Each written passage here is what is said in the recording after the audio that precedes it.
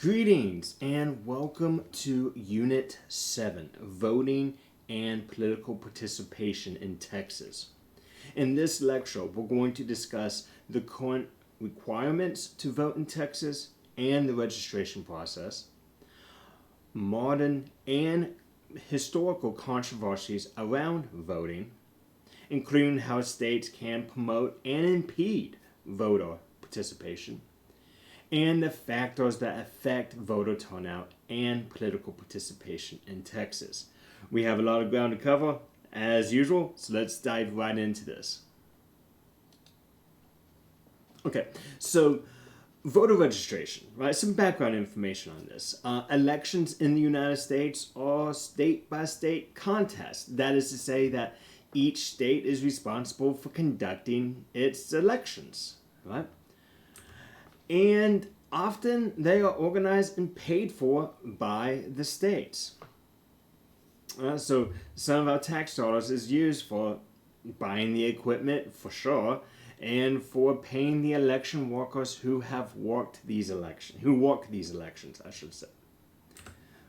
And voter registration and voter laws, they vary across the United States. There is not a gold standard, if you will. Voter laws differ among the states because each state, again, since they're responsible for elections, each state gets to create their own election laws. Now, we spoke a little bit about this, about the effect of political, oh man, escapes me. The impact that political culture, thank you, yes, political culture has on political participation. And those laws passed by the states can impact political participation. We spoke a little bit about that before, about how easier access to the ballot increases voter participation. Barriers to the ballot box decreases voter participation. Right? So there is that relationship there. Let's move on. So voters must register to vote in their state. So just in case this isn't clear, but we have to realize and recognize that, if you live in Texas, you have to be registered to vote in Texas, right? You can't live in Texas and register to vote in, like, Massachusetts, for example, right? You have to live in the state that you are registered in, right? Just make sure that we're clear about that, right? So why? Why do we have to register, and why does this matter? Well, it allows the government to determine which citizens are in fact allowed to vote. So, again, think about it like this, right? You can't live, you can't live in Texas and vote in Louisiana. You can't, you can't do that. So it helps to, and besides, our voting, right, where we live, has a direct impact on how much representation we get in the legislature and in the U.S. Congress. Well, more in the U.S. Congress than the Texas legislature. But you get my point, right? This has an impact. And this is why we care. And this process, it does vary across the states. We have simple to very complicated, right? Some states have adopted same-day voter registration.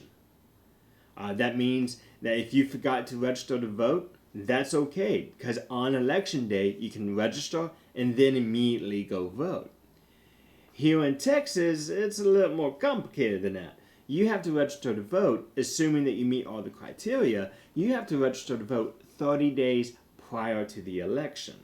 Now, the interesting thing to note about registering to vote here in Texas, unless you move, your voter registration is valid. Once you register to vote, you don't have to register again, unless you move.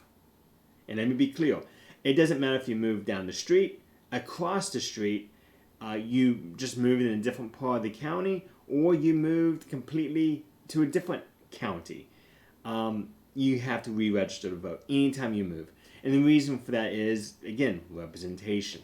Depending upon where you live, it will determine what district you actually are in. Even though it's across the street, you might be living in a completely different district now. I know that seems a little odd, but it's true. Give you a anecdotal story from my own experience working in political campaigns.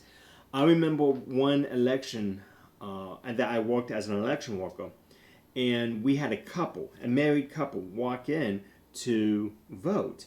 Now, they lived in the same house, okay? But based upon where that house was built and based upon how the precincts were drawn, they lived in two separate voting precincts. Same house, just two different voting precincts. So it does in fact matter where you live. Right? So anyways, getting back to this idea of complicated. Same day voter registration versus 30-day. You have to register to vote 30 days prior to. So, and we have everything else in between. So it varies across the states, right? And the irony in all of this is that while government wants to increase voter turnout, because who doesn't? Who doesn't want increased voter turnout? The registration process may actually prevent participation by certain groups, right? Classic case, right? One of the arguments against voter IDs, whether you're for it or against it, put that to the side for a second. One of the arguments against voter IDs is the fact that not everyone, okay. So the argument is this. It's almost a form of a poll tax. And the reason for that is it isn't free. To get an ID, you have to pay for that. And if you have to present a state issued photo ID to vote, in order to vote, then you're basically implying a poll tax, right? I mean, that's the argument. Now, the argument for a voter ID is that most people already have an ID on them, a state issue ID, and that it can help prevent voter fraud. Again, these are the arguments surrounding this. Right? So, voter registration process does have an impact on voter turnout. So, voter registration rates here in the great state of Texas.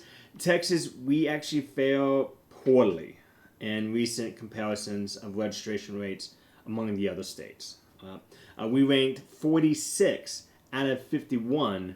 This is including the District of Columbia for the percentage of eligible population, excluding non-citizens, for instance, in the 2016 election. So, voter turnout, it's not that great here. And it probably has something to do with some laws passed by the Texas legislature to, in their mind, try to prevent voter fraud. The question becomes, is there enough voter fraud to actually warrant this type of legislative response? Now, of course, this is up to ideology, right? One side could say yes, the other side could say no. You let me know. What do you think about this? Right? What do you think about a voter fraud?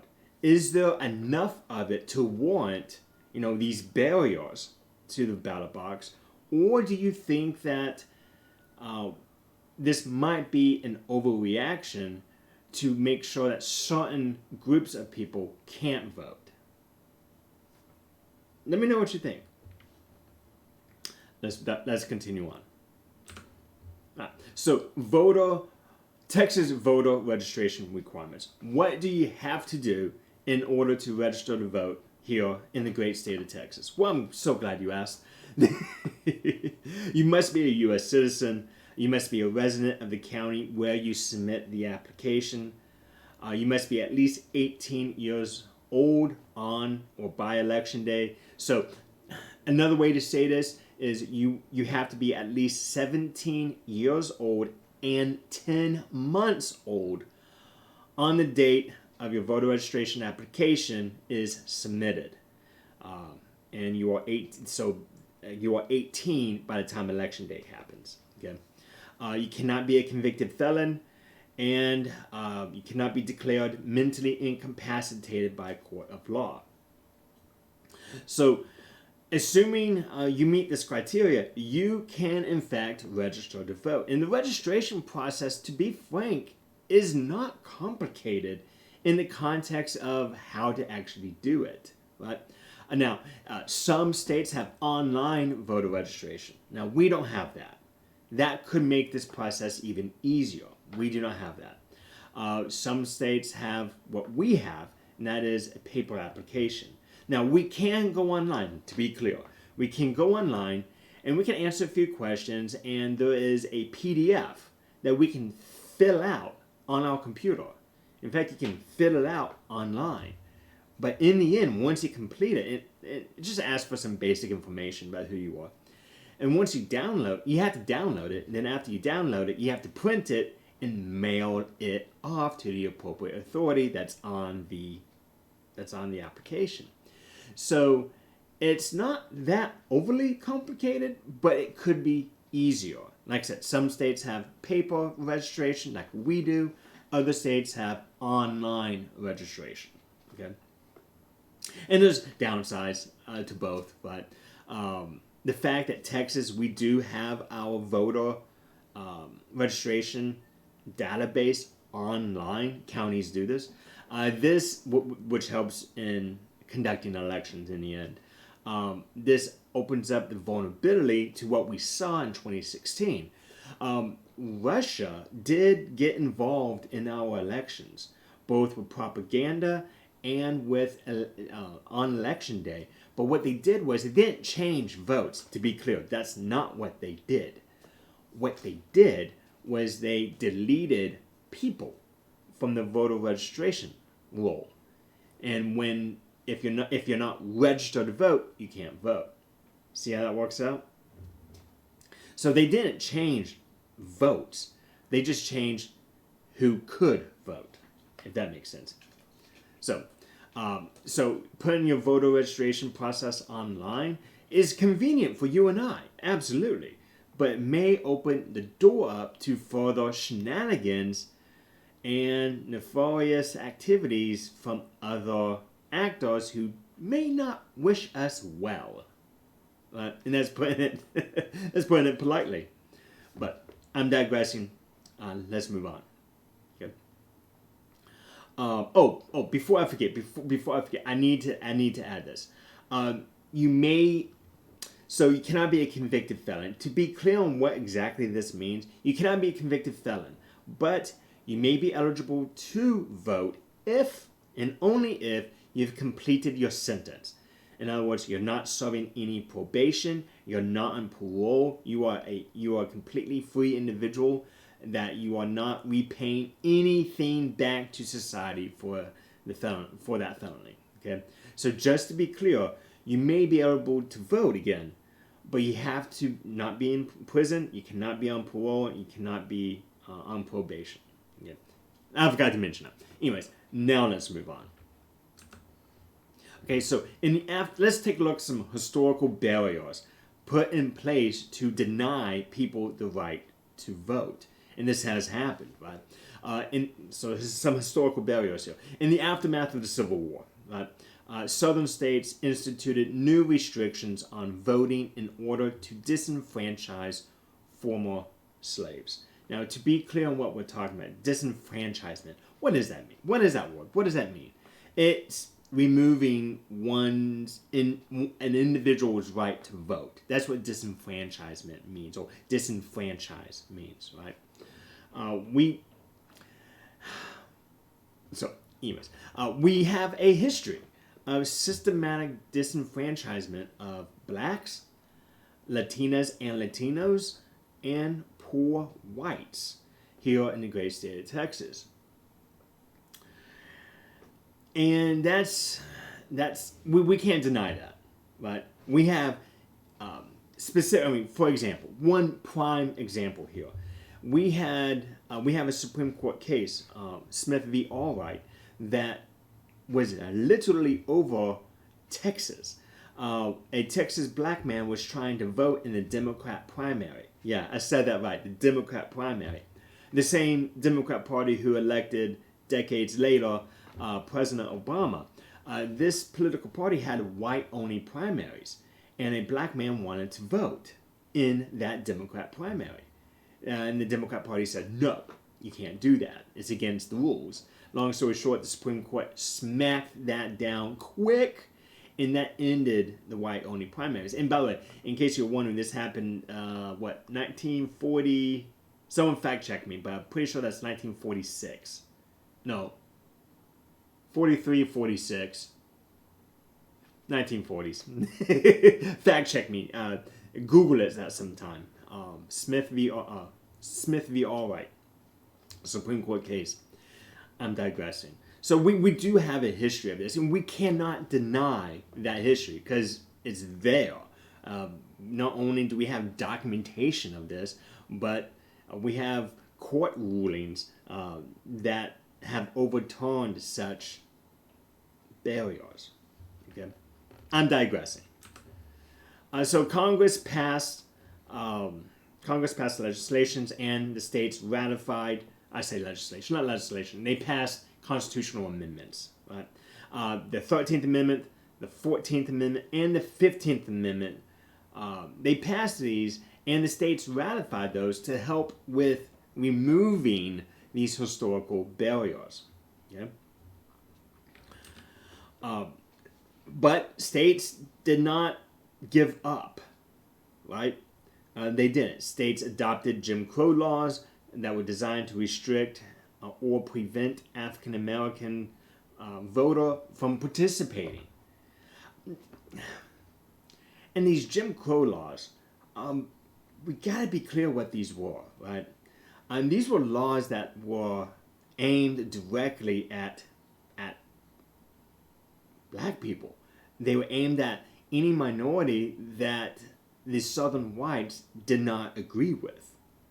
That's what these were. And to be clear what these were and what they looked like. Okay, to give you an example, white-only primaries. You know the primary process for which we elect, we pick the candidate to represent that political party?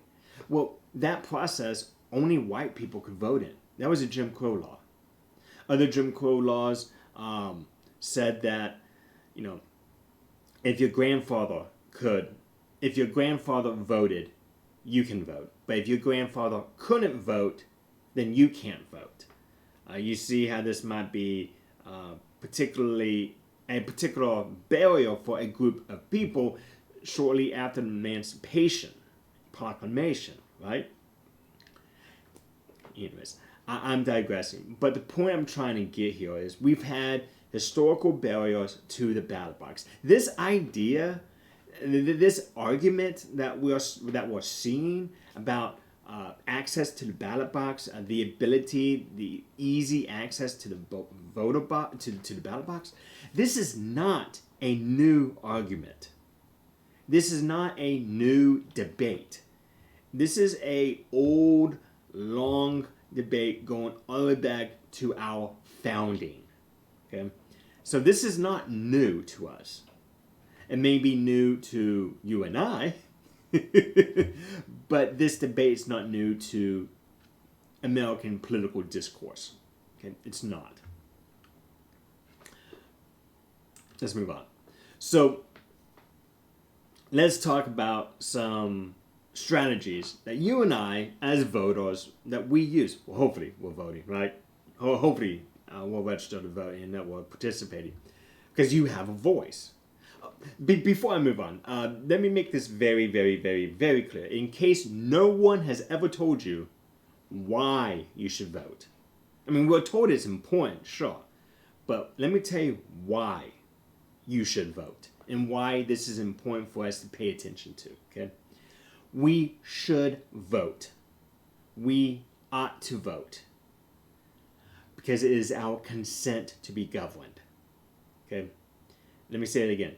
We are consenting to policies. We are consenting to decisions, to government, for them to rule on our behalf. That's why we should vote. Now, you may say, well, my candidate didn't win. And your candidate might not have won.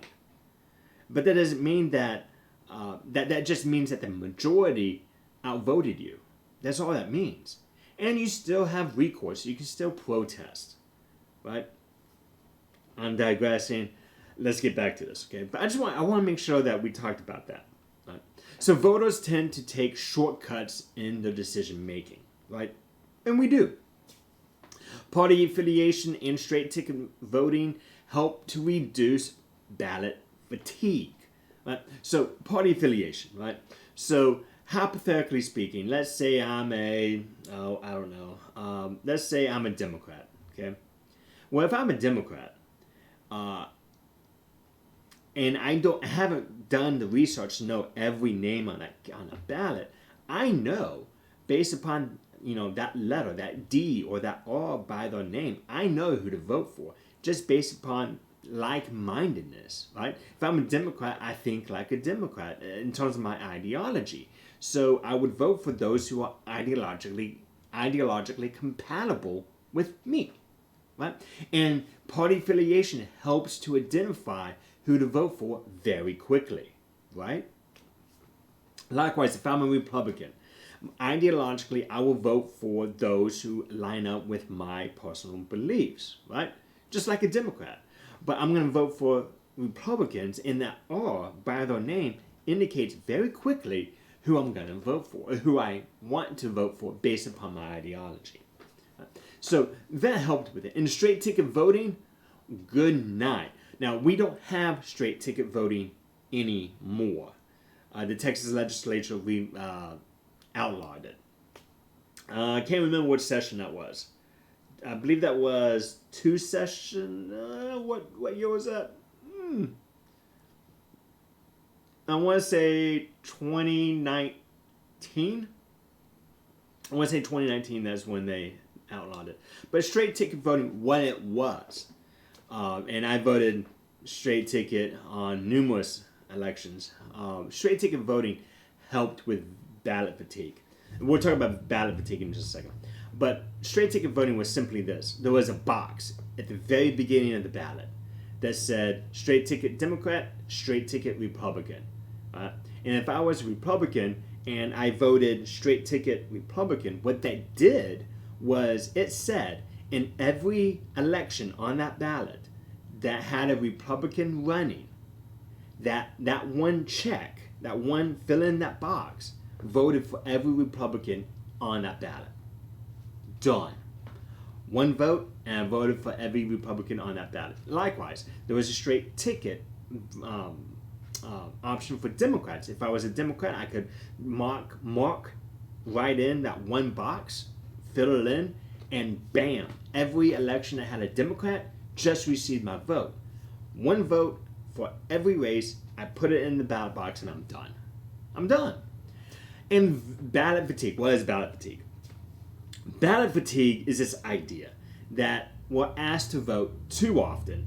The ballot is way too long. I don't have the time to go through and and to research every candidate on that ballot, or every initiative, or every proposal, or every bond that's going to be on that ballot. I don't have time for that. So because I'm tired, I'm just not going to vote, right? So we're asked to vote frequently, and our ballots are long. A couple of reasons for that ballot being long, right? And we've already discussed this. But it's we elect all of our judges. We elect our executive branch because we have that plural executive branch. Right? So our ballots are long. So we have ballot fatigue. Okay? Kind of like this cat here. Just zonked out. We're tired. Let's move on. So we also look at personal characteristics of candidates, such as attractiveness or facial features.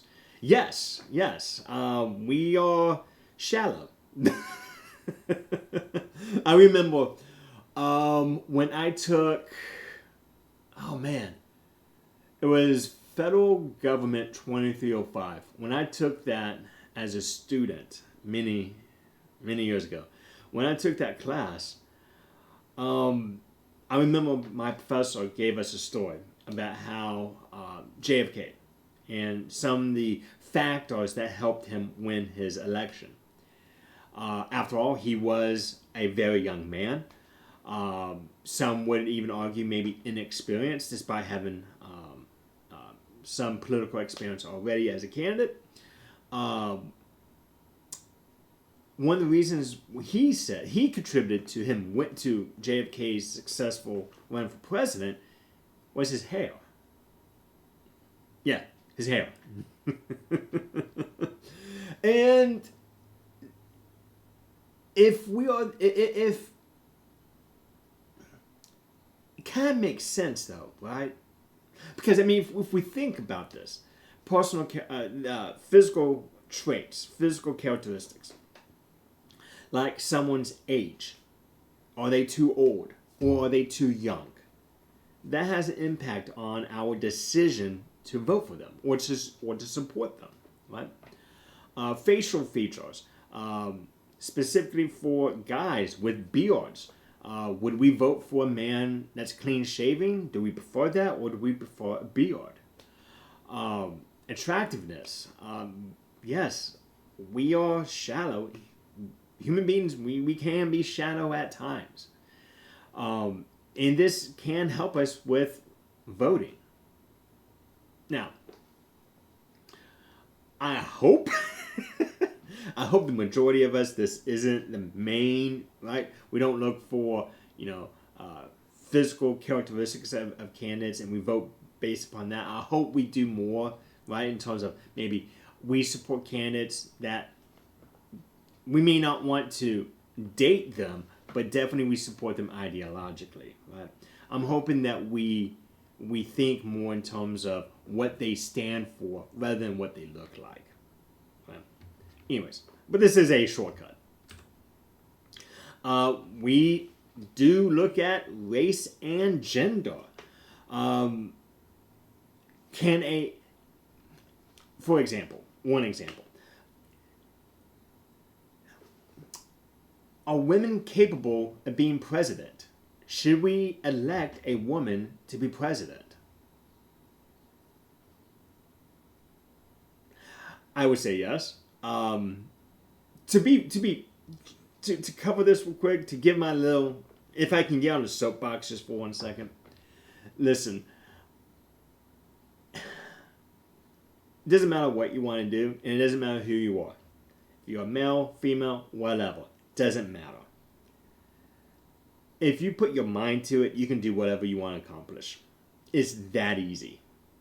It is simply that easy. This is a question when we talk about these issues, I often ask my class if, do I look like I work out? The answer is no. But the answer is no. But there are women who are bodybuilders who could literally pick me up and throw me across the room, despite being 6'3", 240 pounds. Okay, they could literally just pick me up and throw me. Well, they put their mind to that. They decided to engage in that, to work out, to go to the gym, and to be that bodybuilder. Does that mean that women are superior than men? No. There are men who have gone to the gym, who've worked out, who have built up their muscles where they could pick me up and throw me across the room, despite being 6'3", 240 pounds. Does that mean that men are superior than women? No. We are on equal footing. We are equals in this, right?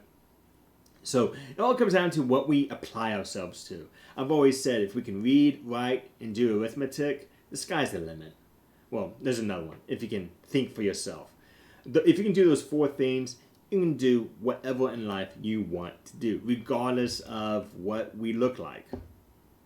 Now, unfortunately, there are some historical barriers that do play a role, and that's what we see here. Right? Does it matter what we look like? No. In the end, it doesn't. But unfortunately, there are some who would say yes.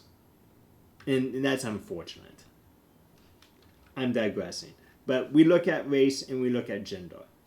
That going back to that, are women capable of being president? And this is a question that's always asked during presidential election years when there's a woman trying to win the nomination to be the candidate to be president for one of the major political parties. That was a question Barack Obama when he ran. Are we ready for a black president? As if somehow that's going to be different from a white president. But these, we do look at them. Right? We do. Moving on. Single issue voting. We may not care about Democrats and Republicans. In fact, we may support both sides at one point. But what we care about is particular issues, political issues, like abortion, or same-sex marriages, or gun control, or gun rights, or education, or, take your pick. There's so many issues here, right? But instead of supporting individual candidates based upon ideology, based upon party identification, we support them based upon voting issues. What do they say about this issue that I am interested in? It doesn't matter what political party they are. If they say what I want to hear, I am voting for them. That's what we're talking about when we say single issue voting. So, some other things that we use at our disposal to make decisions who to vote for, right? We use what's known as retrospective voting. This is where the voter looks at the candidate's past actions and the past economic climate, and we make a decision only using these factors. We take a look at what that candidate was like, in the past actions, and we take a look at our current economic climate. What do those say? If they're good, we'll vote. We'll vote for that individual. If not, we'll vote for the other candidate. We'll vote for their opponent. Right? So the impact of economic downturns and political scandals are very significant here. Right? It is said, prior to 2016, it has been said that scandals kill political campaigns. I'm being serious about that. Case in point. There was a congressional member from, I want to say New York. Don't quote me on that. His name was Anthony Weiner. And he was in the Democrat Party. And he was a congressional member from, like I said, I want to say it was New York. But the reason why I know of him is because of his scandal. The news broke many years ago that he was sexting with someone underage. So scandals involving sex end not only campaigns, they end careers, right? So why do I say pre-2016? Because the Access Hollywood tape and everything about President Trump, many people, including myself, thought that his campaign was over. Whether I supported him or not, put that to the side. Scandals like grabbing women by the, having an audio videotape of a candidate saying those words, that ends not just campaigns, careers. It didn't. Like I said, whether I support him or not, put that to the side. The simple fact is that scandal didn't seem to faze him, right? But scandals do have an impact here. They do. We judge based upon those type of things. It just happened to be with 2016 and with President Trump. For whatever reason, it doesn't seem that it seems like we have a different standard for celebrities than we do for politicians. That's what I'm trying to get at, I suppose. I'm digressing. Let's move on. So pocketbook voting, this is where we, the voter, we look at our personal finances and our circumstances to decide how to vote. Very simply, are we doing good? Is my pocketbook, is my bank account fat and happy? If it is, I'll keep the status quo. I'll vote for the incumbent. If it's not, I'll vote for the opponent. That type of situation, right? So here, economic difficulty under a particular candidate or party in government we may vote against the incumbent, right? So hypothetically speaking, let's say, for whatever reason, let's say the Democrats were in office, right? Let's say Democrats had control of the Congress, had control of the presidency, had control over the Texas legislature and in the governor mansion, and my bank account went bad. I was struggling financially. Well, then I would, with this particular mindset, with this particular type of voting behavior, I will vote against the Democrat Party simply because I'm struggling economically, and obviously it's their fault, and vice versa. Maybe the Republicans had control of these things, and I'm struggling, and with my finances, my bank account's not doing well, whatever the case may be, and I go, okay, you know what? Forget the Republicans. I'm going to vote for the other side because something's better than this. Right? That type of idea. And prospective voting. We apply information about a candidate's past behavior to decide how the candidate will act in the future. Okay, so let's grab any candidate. Right, we can take a look at candidates like our Texas Attorney General, Ken Paxton. Right, he has a host of scandals involving abuse of power. Is that someone that we want to re-elect? President Trump, another one. His scandals that he has had, and there's been a number of ones, not only the ones I've mentioned already, but everything from taking those classified documents, holding on to them, and preventing, and keeping that a secret. All these things, January 6th, there's a host. This has an impact on us. Well, at least, like I said, for celebrities, maybe not so much. I don't know. Let me ask you. This is a good question. Let me ask you. Do you believe, and I'm being serious, let me know. I'm being serious. Let me know. Do you think that we hold celebrities to a lower standard than our politicians? Or do you think that we hold them equally? Let me know what you think. I'm serious. I want to know. But anyways, moving back to this. Right, Ken Paxton being accused of abuse of power. Do we want to re-elect that? Right? And for some of us, we'll say yes. For some of us, we may say no. The point is that we look at their past behavior to try to predict on how they will act in the future. And if everything matches up, we'll vote for them.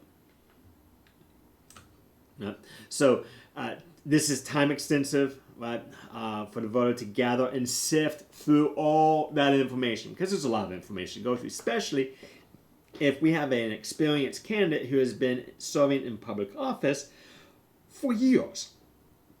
This can take a lot of time, right?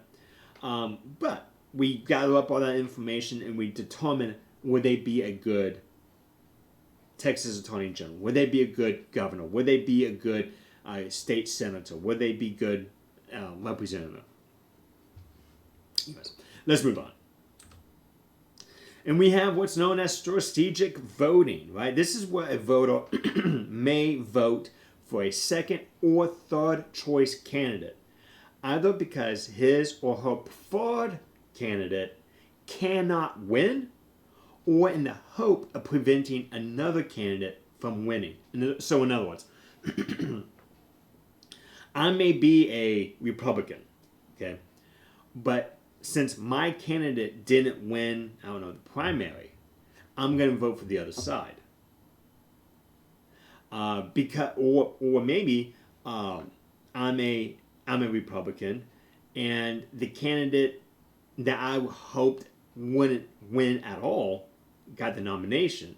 So I may shift to the other political party in the general election to vote for a different candidate and hope that candidate that I didn't want to win would lose.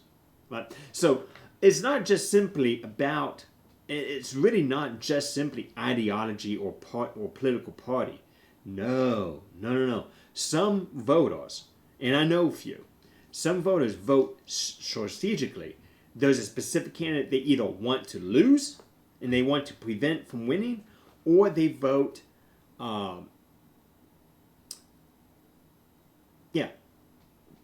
they try to prevent someone from winning, so they join the other side.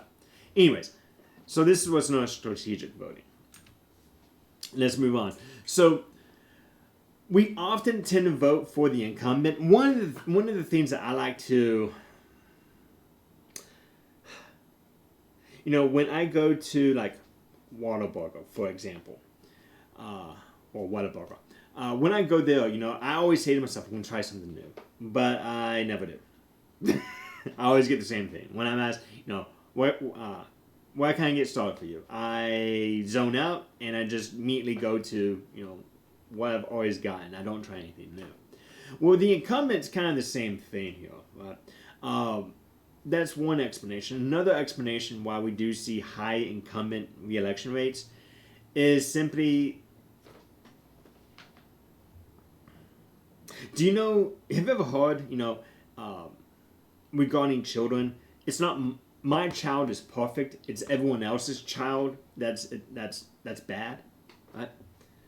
That applies here. Political scientists, we've looked at this, and we have this attitude that my representative, which by the way represents my district, which is from my district, they are awesome. It's just everyone else in Austin or everyone else in Congress, they're the bad ones. My representative is perfect. Everyone else is just bad. That's why nothing gets done.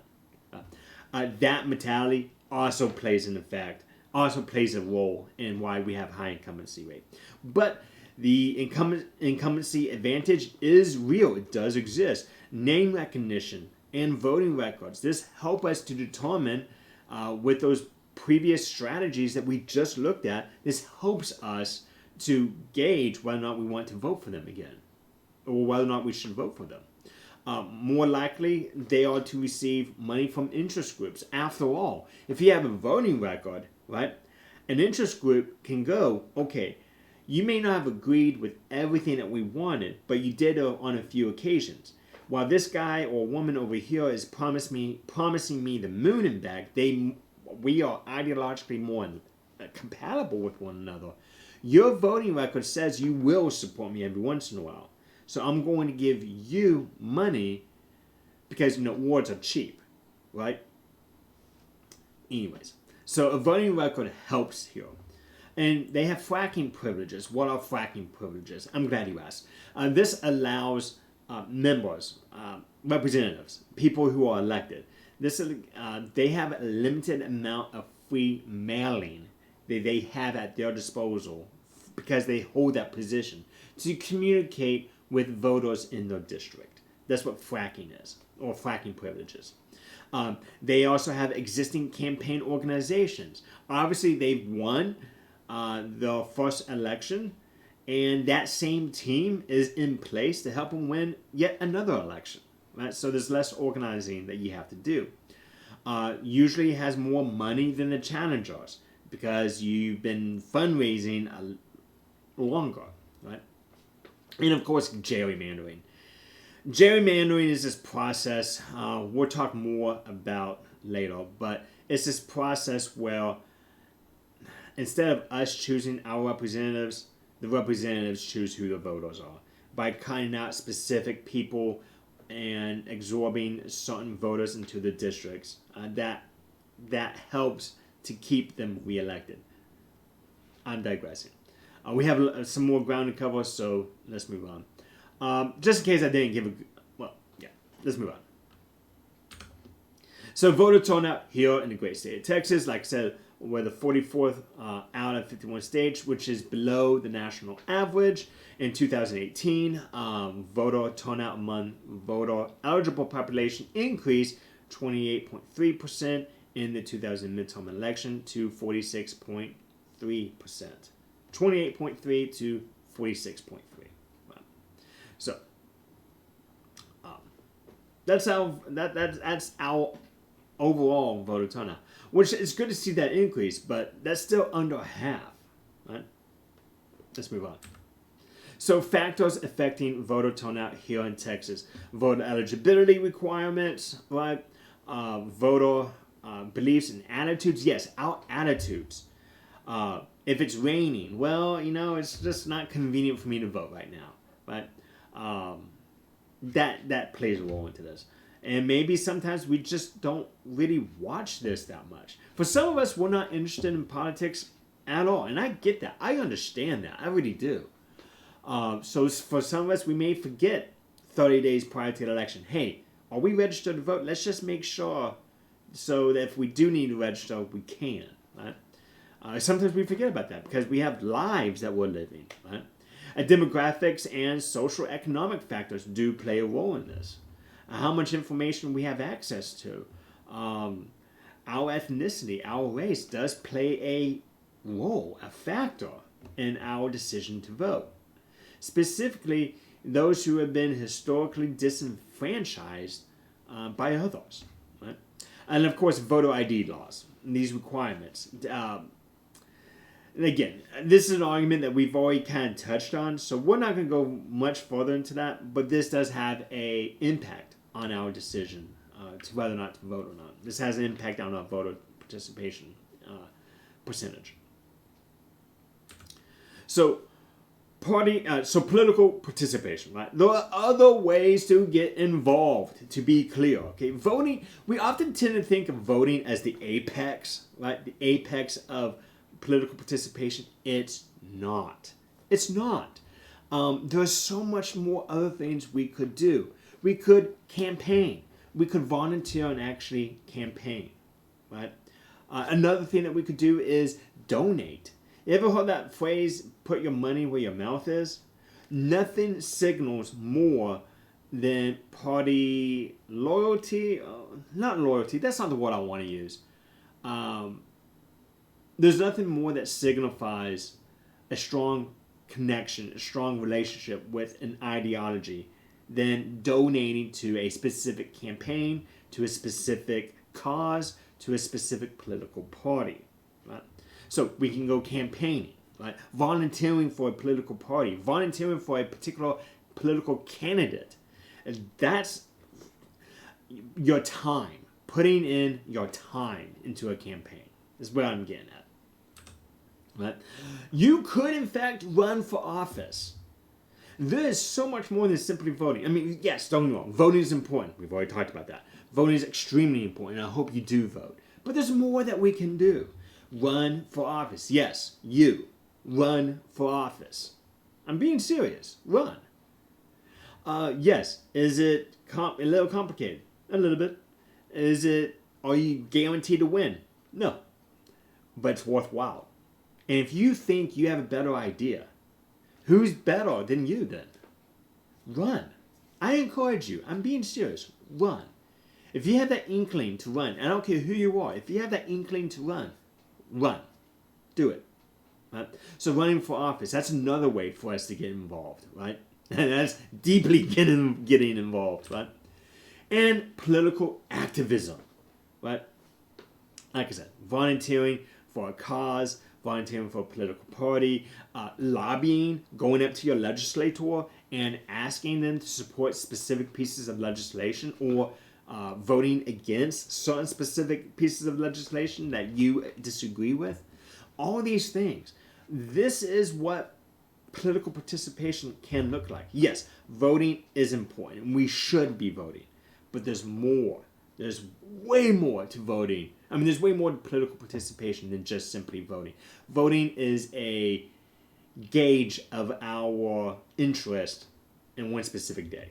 Right? It's a digital decision that we make, a 0 or a 1. It's binary for a specific candidate at that specific point in time.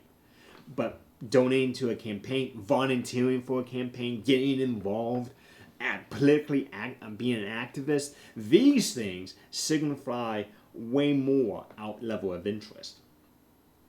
Alright, so we've gone a little bit over than usual, but we've had a lot of ground to cover. So let's just wrap this up by saying that I encourage you to participate. I encourage you, whether it's running for office, which I hope you do, whether it's campaigning, whether it's volunteering, or whether it's voting. I hope that we are getting involved. As always, if I said something that seemed confusing or didn't make sense, please let me know. But until next time, peace.